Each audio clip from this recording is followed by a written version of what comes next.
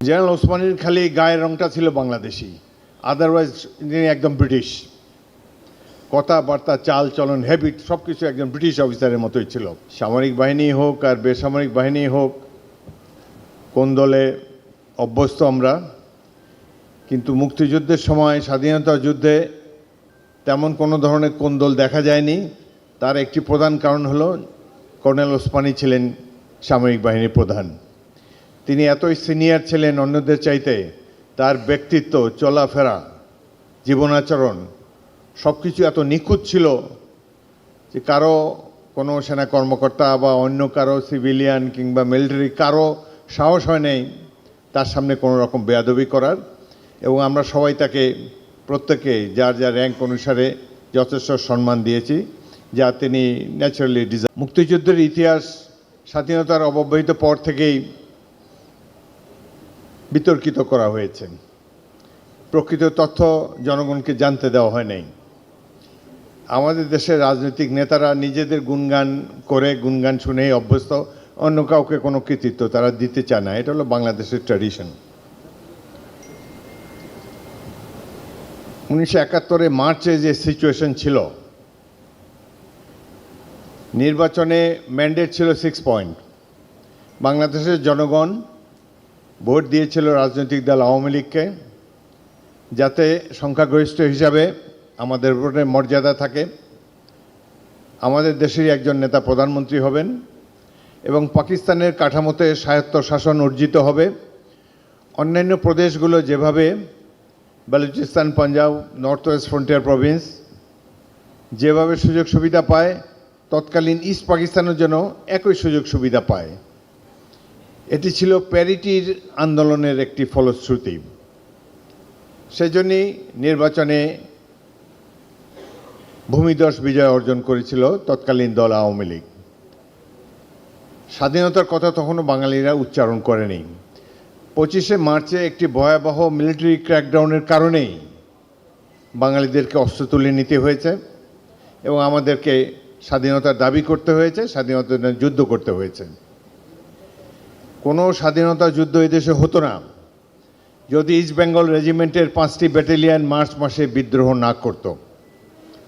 মুক্তিযুদ্ধ না হলে বাংলাদেশ স্বাধীন হতো না, আর এই সেনাবাহিনীর সদস্যরা বিদ্রোহ না করলে মুক্তিযুদ্ধ হতো না। এটি হলো একটি বাস্তবতা, যেটি স্বাধীনোত্তরকালের ইতিহাসে যথার্থ মর্যাদা পায়নি। 5টি ক্যান্টনমেন্টে, যশোরে 1 ইস্ট বেঙ্গল, জয়দেবপুরে 2nd ইস্ট বেঙ্গল, সৈয়দপুরে 3rd ইস্ট বেঙ্গল, কুমিল্লাতে 4th ইস্ট বেঙ্গল এবং 8ম ইস্ট বেঙ্গল চট্টগ্রাম ক্যান্টনমেন্টে বিদ্রোহ করে পাক বাহিনীর বিরুদ্ধে প্রতিরোধ যুদ্ধে অবতীর্ণ হয়। আমাদেরই একজন সিনিয়র সেনা কমান্ডার, 8ম ইস্ট বেঙ্গলের উপ অধিনায়ক মেজর জিয়াউর রহমান বীর উত্তম, তিনি স্বাধীনতার ঘোষণা দেন। এটি সর্বজন বিদিত। এই স্বাধীনতা ঘোষণাতে আমরা সবাই অনুপ্রাণিত হয়েছি, দেশবাসী উজ্জীবিত হয়েছে, অনুপ্রাণিত হয়েছে। হাজার হাজার লাখো ছাত্ররা দৌড়ে এসে আমাদের কাছে বলে, স্যার অস্ত্র দেন, যুদ্ধ করব। অদ্ভুত এক বাঙালি তরুণদেরকে আমরা দেখেছি 1971 সালে, যারা না দেখেছেন কল্পনাও করতে পারবেন না।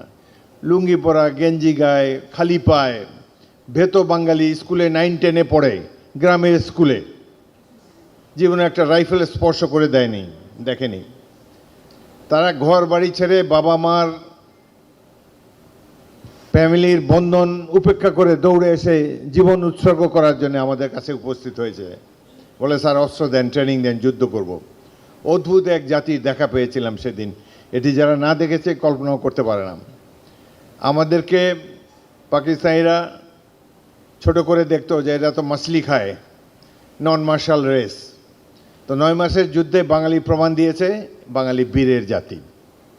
এই যুদ্ধেই নেতৃত্ব দিয়েছেন জেনারেল আতাউল গনি ওসমানী, তৎকালীন মেজর আতাউল গনি ওসমানী। তার সাথে আমার অত্যন্ত স্নেহের সম্পর্ক ছিল।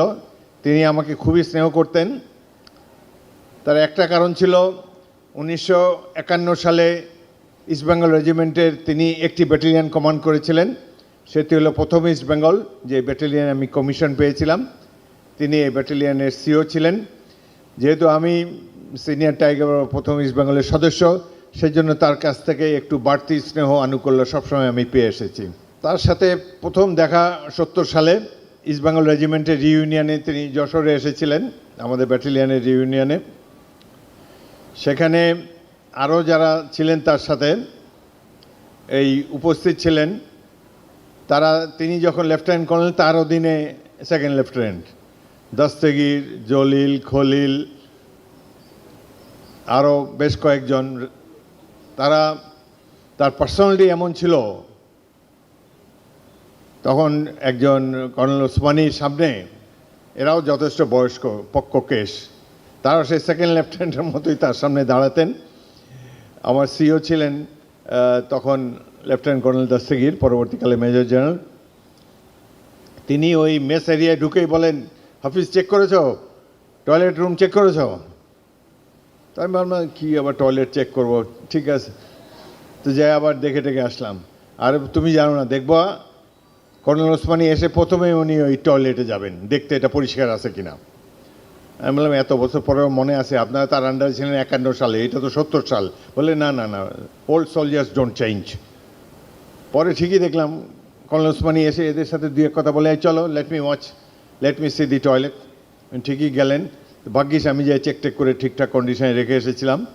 তা আমি দেখলাম যে মানে লিডারশিপ কোয়ালিটি কাকে বলে, এত বছর পরেও তিনি তার সেই সাবঅল্টার্নদেরকে কিভাবে উপদেশ দিচ্ছেন, কিভাবে তাদেরকে গাইড করছেন, অনেক কিছু এদের কাছ থেকে শেখার আছে। তার পার্সোনালিটি ছিল অদ্ভুত। জেনারেল ওসমানীর খালি গায়ের রংটা ছিল বাংলাদেশি, আদারওয়াইজ তিনি একদম ব্রিটিশ। কথাবার্তা, চাল চলন, হ্যাবিট সব কিছু একজন ব্রিটিশ অফিসারের মতোই ছিল। দেখতাম এয়ারপোর্টে মাঝে মাঝে তার সাথে দেখা হতো। তিনি তখন স্বাধীন বাংলাদেশে, মহিলারা তার অটোগ্রাফ নেওয়ার জন্য আসতো। এমনকি ধরেন কলেজে পড়ে বা হসপিটালের নার্স, এসব মহিলারা তার নোট নিয়ে আসতো তার কাছ থেকে অটোগ্রাফ নেওয়ার জন্যে। জেনারেল ওসমানী তখন সেনাপ্রধান, তিনি পাক্কা কাদা মিলিটারি অ্যাটেনশন হয়ে তাকে একটা স্যালিউট দিয়ে তারপরে তাকে অটোগ্রাফটা দিয়ে দেন। প্রত্যেক মহিলাকে উনি স্যালিউট করতেন।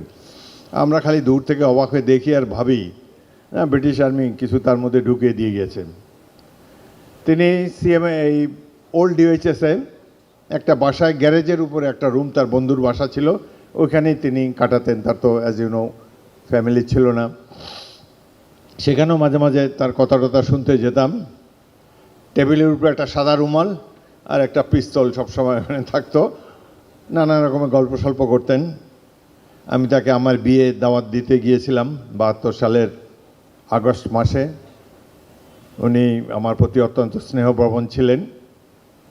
সে সময় সেনাবাহিনী অন্যরকম ছিল। আমি ক্যাপ্টেন, আমার বিয়েতে সেনাপ্রধান, সেনা উপপ্রধান, সিজিএস, জাহাজ চলাচল মন্ত্রী সাবেক চিফ জেনারেল ওসমানী, তারা সবাই এসেছিলেন। এবং ক্যাপ্টেনের বিয়েতে সেনাপ্রধান এবং অন্যান্য পুরা গ্যারিসন আসে। সে সময় এমন একটা ফেলো ফিলিং আমাদের মধ্যে ছিল, এইসব দিনগুলো খুব মিস করি। জেনারেল ওসমানী সৈনিক জীবন যেমন তার চমৎকার ছিল, মুক্তিযুদ্ধের সেনানায়ক হওয়া তো বিরাট এক গৌরবের ব্যাপার। সেটি তিনি অর্জন করেছেন। কৃতিত্বের সাথে আমাদের সেই সেনাবাহিনীকে তিনি পরিচালনা করেছেন এবং তিনি একজন ইন্সপায়ারিং লিডার ছিলেন। স্বাধীনতার পর তিনি আগেই তিনি রাজনীতিতে যোগ দিয়েছিলেন। 71-এই তিনি একজন জাতীয় সংসদ সদস্য ছিলেন। তেলিয়াপাড়ার যে ঘটনার কথা জেনারেল জামিল বলেছে, সেখানেই প্রথম মিলিটারি কমান্ডার আমাদের যারা সিনিয়র অফিসাররা একত্রিত ছিলেন তেলিয়াপাড়ার চা বাগানে। সেখানে যে কর্নেল ওসমানীও এসেছিলেন। আমাদের তৎকালীন সিনিয়র কমান্ডার কর্নেল ওসমানীকে বললেন যে আপনি তো